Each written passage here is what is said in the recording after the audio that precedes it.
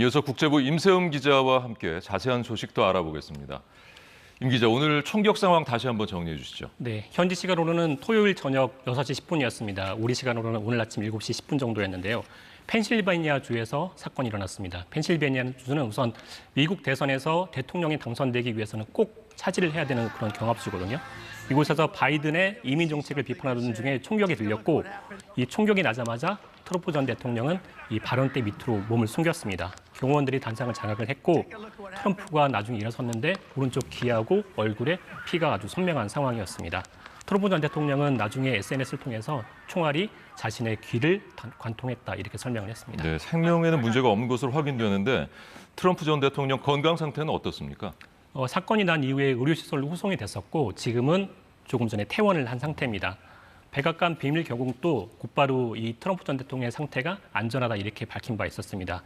트럼프 전 대통령도 말씀드린 것처럼 자신의 SNS인 트루스 소셜에 이 글을 올리기도 했고, 총격 직후 화면을 보면 지지자들에게 이렇게 주먹을 흔들면서 이제 모습을 보여주지 않습니까? 치명상까지는 아닌 것으로 보입니다. 병원에서 치료를 받고 퇴원을 한 뒤에 조금 전에는 자신의 별장이 있는 뉴저지주에 도착하는 모습이 외신 화면을 통해서 들어왔는데, 비행기 트랩을 이렇게 혼자 내려오는 모습이 크게 치명상까지는 아닌 것으로 이렇게 생각해 볼 수 있겠습니다. 네, 궁금한 점이 범인이 누군지인데 밝혀졌습니까? 조금 전에 범인이 특정이 됐습니다. 이름은 토마스 매튜 크룩스라고 하고요. 백인으로 20세 남성입니다. 이렇게 이름과 나이, 주소지까지는 특정이 됐지만 이 사람이 어떤 정치적 의도를 가지고 있고 어떤 정치적 배경 때문에 이런 범행을 저질렀는지에 대해서는 상당한 조사가 필요할 겁니다. 예. 미국 사법당국은 일단 암살 치도로 규정을 하고 조사에 착수를 했고요.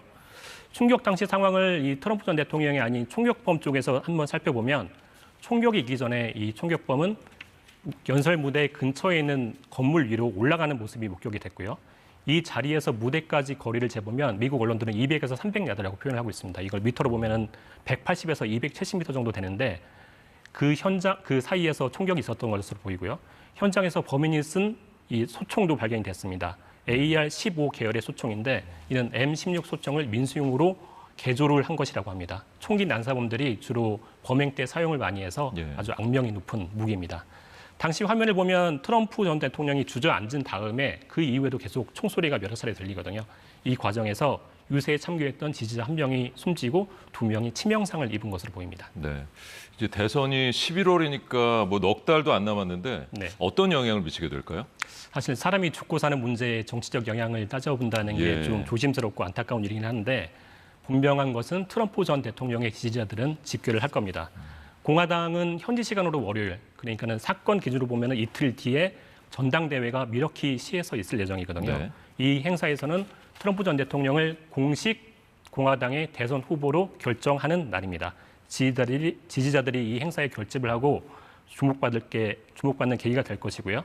당장 피격 직후에 피를 흘리면서도 지지자들을 위해서 이제 주먹을 흔드는 모습을 보이지 않았습니까? 이 사진을 자신의 SNS에 올리면서 강력한 지도자의 면모를 내세우고 있는 상황입니다.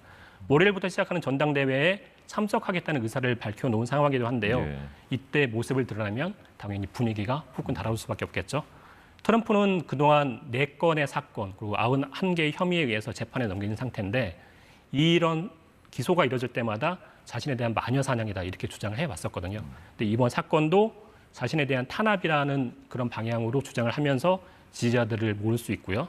벌써 공화당 내부에서는 이번 피격 사건이 바이든 때문이다 이런 주장이 나오고 있는 상황입니다. 네. 물론 사건의 전모가 어떻게 드러나냐에 따라서 그 대선에 미치는 영향은 달라질 수 있습니다. 바이든 대통령은 통화를 했다는 이야기를 들었는데 맞습니다. 반응이 궁금합니다. 성명을 일단 냈고요. 피격 사실을 듣자마자. 그리고 델라웨어, 그러니까 자신의 지역구에 있던 델라웨어주에서 주말을 보내고 있었는데 서둘러서 대국민 기자회견까지 열었습니다. 역겨운 정치 폭력을 구탄한다면서 트럼프 전 대통령의 건강 또 안위를 기원을 했고요.